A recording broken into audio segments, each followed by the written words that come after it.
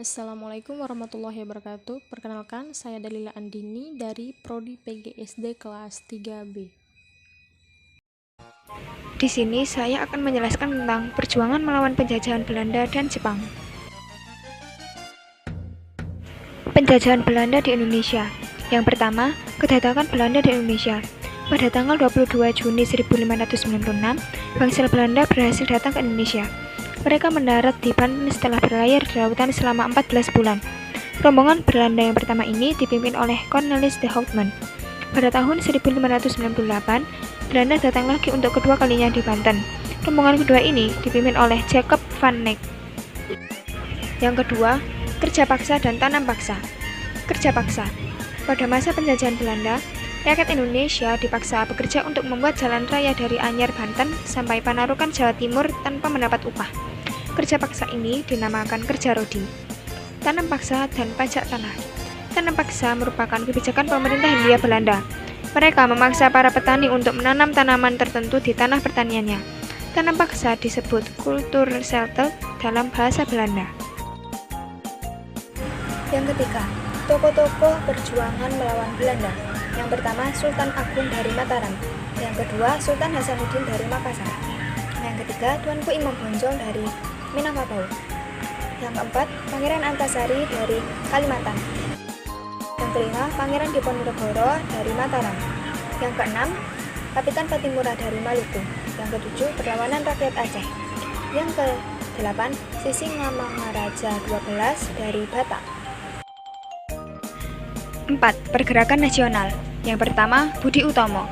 Pada tanggal 20 Mei 1908, Dr. Sutomo mengumpulkan mahasiswa sekolah kedokteran. Rapat dipimpin sendiri oleh Sutomo. Hasil rapat menyepakati untuk mendirikan perkumpulan yang dinamakan Budi Utomo. 2. Sarekat Islam. Pada tahun 1912, didirikan perkumpulan Sarekat Dagang Islam di Surakarta. Pendirinya adalah Haji Samanhudi. Tujuan didirikan Sarekat Islam adalah untuk memajukan perdagangan Indonesia di bawah panji-panji Islam. Yang ketiga, Perhimpunan Indonesia. Pada tahun 1908 didirikan sebuah perkumpulan yang dinamakan Indische Vereniging. Tujuannya untuk mengurusi kepentingan orang-orang Indonesia di negeri Belanda. Pada tahun 1922, nama perkumpulan itu diubah menjadi Perhimpunan Indonesia. 5. Tokoh-tokoh penting pergerakan nasional. Yang pertama, Ki Hajar Dewantara. Nama kecil Ki Hajar Dewantara adalah Raden Mas Suwardi Suryaningrat. Beliau dilahirkan di Yogyakarta tanggal 2 Mei 1889. Bersama-sama dengan Dr. Cipto Mangunkusumo dan Douwes Dekker, Ki Hajar Dewantara pada tanggal 25 Desember 1912 mendirikan Indische Partij yang bertujuan mencapai Indonesia merdeka. Yang kedua, Raden Ajeng Kartini. Raden Ajeng Kartini lahir di Jepara pada tanggal 21 April 1879. Ayahnya adalah seorang adipati di Jepara. Pada usia 12-16 tahun, Kartini hidup dalam pingitan. Pada masa-masa tersebut, ia menghabiskan waktunya dengan mengajar siswa-siswi pribumi. Beliau sering menulis surat kepada sahabat-sahabatnya di negeri Belanda.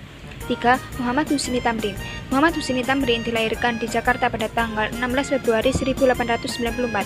Pada tahun 1919, beliau diangkat menjadi anggota Dewan Kota Batavia, Jakarta, dan diangkat menjadi anggota Volksrat pada tahun 1927. Penjajahan Jepang di Indonesia. Yang pertama, Romusa. Untuk kepentingan Jepang, rakyat harus menjadi Romusa, yaitu kerja paksa yang dibuat oleh Jepang. Dalam Romusa itu, rakyat harus melakukan pekerjaan berat, antara lain membabat hutan, membangun jalan, jembatan, dan membuat gua persembunyian. Para Romusa berasal dari daerah-daerah perdesaan di Pulau Jawa. Mereka dipekerjakan di hutan-hutan luar Jawa. Bahkan ada yang dikirimkan ke luar negeri sebagai tenaga kerja.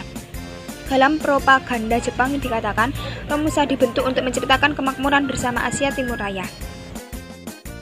2. Organisasi atau tentara bentukan Jepang. Yang pertama, Gerakan Putra. Pada tanggal 1 Maret 1943, Jepang membentuk suatu organisasi. Namanya Pusat Tenaga Rakyat, disingkat Putra. Tujuannya untuk memusatkan kekuatan rakyat guna membantu Jepang. 2. Jawa Hokokai. Setelah Putra dibubarkan, Jepang membentuk Jawa Hokokai, artinya Himpunan Kebaktian Jawa.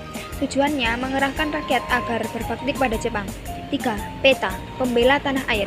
Pemberontakan Peta adalah peristiwa pemberontakan yang dilakukan oleh pasukan sukarela pembela tanah air Peta di Blitar, Jawa Timur pada tanggal 14 Februari 1945. Peta dibentuk pada tanggal 3 Oktober 1943 oleh pemerintah pendudukan Jepang. Pembentukan peta dimaksudkan untuk membela tanah Jawa dari serangan pasukan sekutu yang menjadi musuh pasukan Jepang dalam Perang Dunia II. Sekian yang dapat saya sampaikan, mohon maaf apabila ada salah kata dan terima kasih atas perhatiannya. Wassalamualaikum warahmatullahi wabarakatuh.